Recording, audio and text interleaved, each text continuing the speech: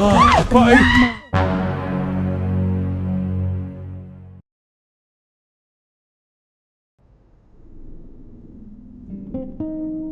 malam itu, dari sebuah kota kecil, sekelompok pemuda sedang melakukan perjalanan menuju sebuah tempat pendakian.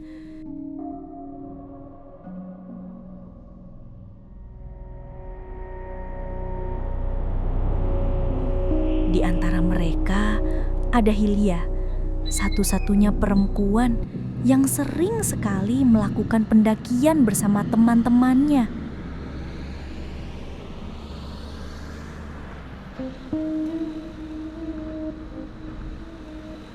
Mereka tak tahu bahwa perjalanan kali ini akan membawa mereka menyaksikan azab yang tak pernah terbayangkan. Wah, dinginnya mulai terasa. Padahal masih di bawah nih. Gimana? Pada yakin nih naik dini hari begini?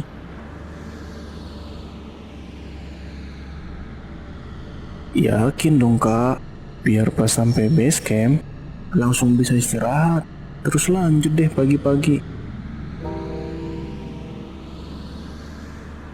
Gue dengar di gunung ini banyak cerita aneh loh.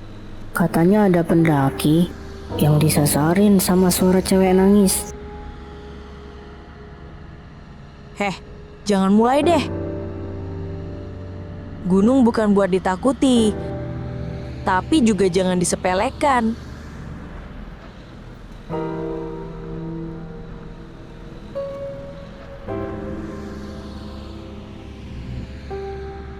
Setelah menembus dinginnya malam, mereka tiba di base camp. Udara menggigit tulang. Angin berbisik seperti membawa firasat buruk.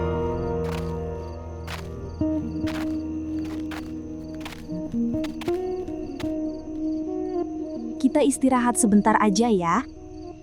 Subuh berangkat. Gunung ini treknya panjang dan udaranya bisa menusuk tulang. Siap kak, gue siapin peralatan dulu ya.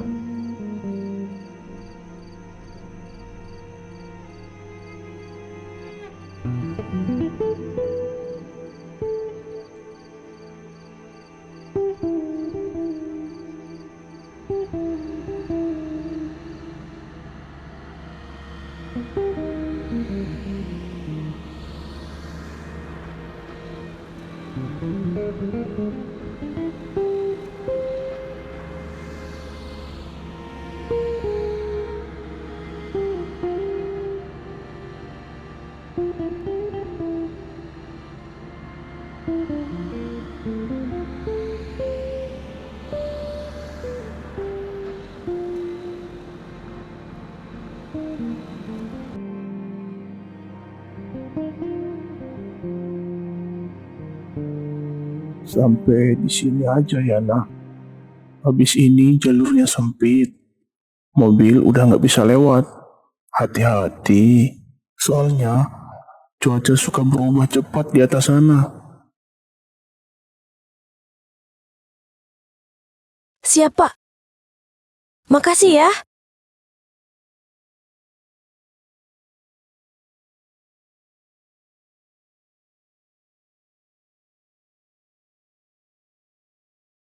Pagi harinya, mobil hanya bisa mengantar sampai batas hutan. Sisanya harus mereka tempuh dengan berjalan kaki di antara kabut yang pelan-pelan menutup pandangan.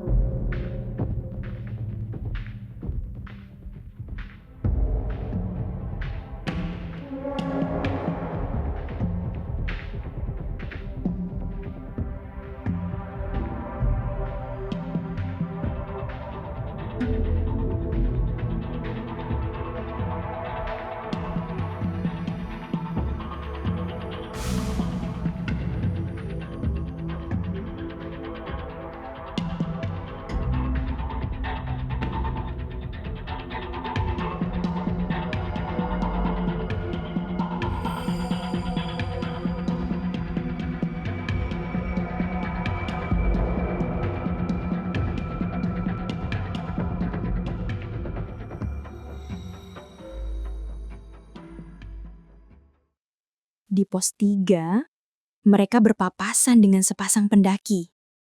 Sang perempuan tampak lelah dan pucat. Langkahnya berat. Sesekali si perempuan terdengar kata ingin pulang dan enggan meneruskan pendakian. Namun pasangannya tetap memaksanya untuk terus melanjutkan pendakian. Dik, nggak apa-apa. Kelihatannya capek banget.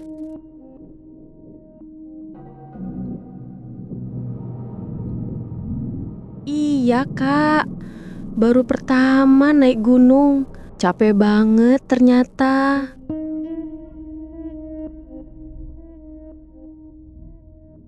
Gak apa-apa kok kak, dia emang manja aja. Hahaha.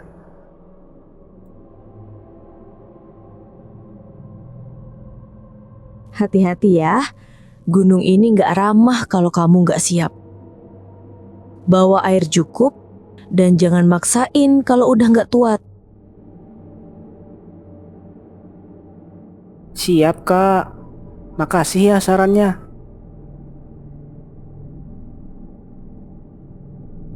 Seolah ada sesuatu yang janggal. Namun rombongan Hilya tetap melanjutkan perjalanan.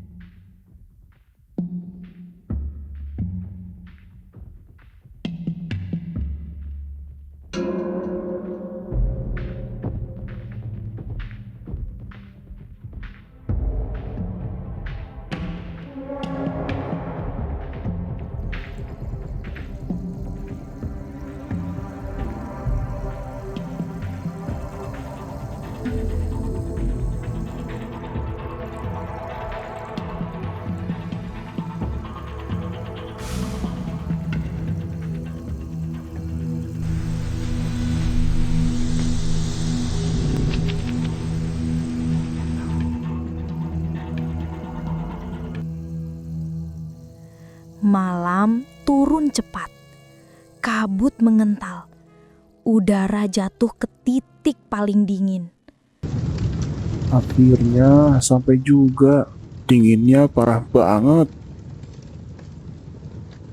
Udah, nggak apa-apa. Mending kita masak air dulu.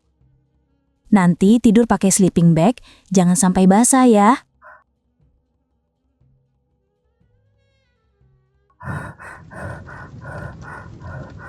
Kak, numpang buka tenda di sini ya. Kami udah nggak kuat naik jauh lagi. Silakan, silakan. Tapi cepat istirahat. Udara mulai turun drastis.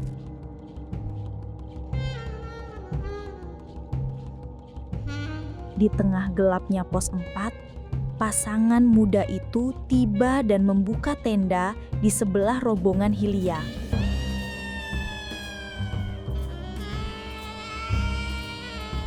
Malam begitu sunyi, sunyi yang menelan suara apapun. Tiba-tiba, di antara hembusan angin, muncul suara yang tak pantas terdengar di alam yang sakral. Desahan, tawa kecil, dan napas berat yang memecahkan kesunyian gunung.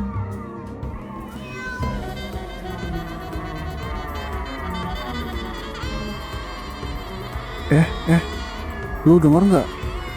Kayak suara orang. Udah, mungkin suara hewan kali. Kasihan tuh Kak Hilyatus. Dia satu-satunya cewek di sini. Jangan ngebahas yang aneh-aneh. Astagfirullah. Gue yakin itu bukan hewan.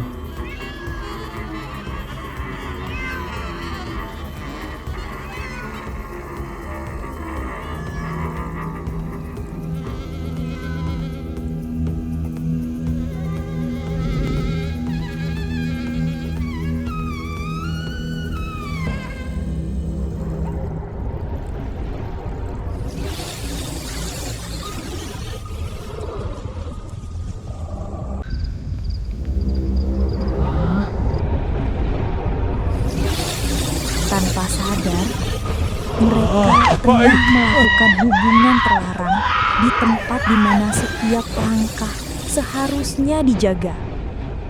Dan malam itu ada sesuatu yang mereka bangunkan.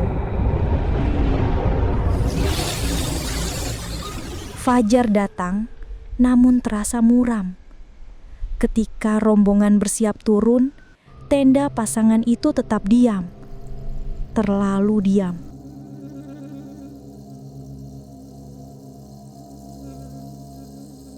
Raka, Andin, ayo bangun.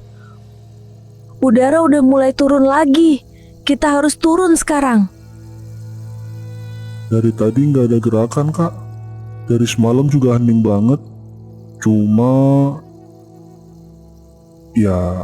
sempat kedengeran suara aneh aja. Suara apa? Nggak penting, Kak. Udah biar aku aja yang bangunin. Raka, Andin, bangun. Kita mau turun, woi. Buka aja pelan-pelan. Aku takut mereka kenapa-kenapa. Astagfirullah. Ya Allah, ini apa yang mereka lakukan? Saat replising dibuka perlahan, pemandangan mengerikan tersingkap. Dua jasad membeku, telanjang, melekat satu sama lain dalam posisi gancet. Wajah membiru, mata menatap kosong, seolah membeku bersama dosa yang mereka lakukan.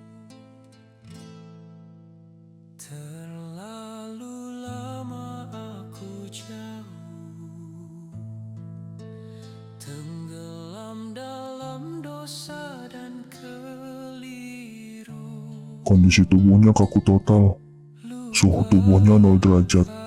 Kita harus turunkan segera sebelum makin membusuk. Aku udah bilang, jangan sombong sama alam. Tapi siapa sangka, mereka malah... Permisi, Mbak. Kalian yang pertama melihatnya ya? Tolong tenangkan diri dulu. Ini bakal kami tangani secara prosedur. Tim SAR tiba dengan langkah berat. Jasad tak bisa dipisahkan karena tubuh kaku total akibat hipotermia. Mereka diturunkan seperti patung beku, meninggalkan jejak yang tak akan pernah hilang dari ingatan siapapun yang melihatnya. Perempuan ini mengalami hipotermia berat. Tubuhnya kehilangan panas. Otot-ototnya mengeras, terutama di bagian bawah. Saat itu, mungkin terjadi kejang otot total, mengakibatkan terkunci. Karena posisi mereka, tubuh laki-laki ikut terperangkap. Mereka meninggal bersama. Innalillahi. Ini bukan sekedar kecelakaan, Dok. Ini pelajaran.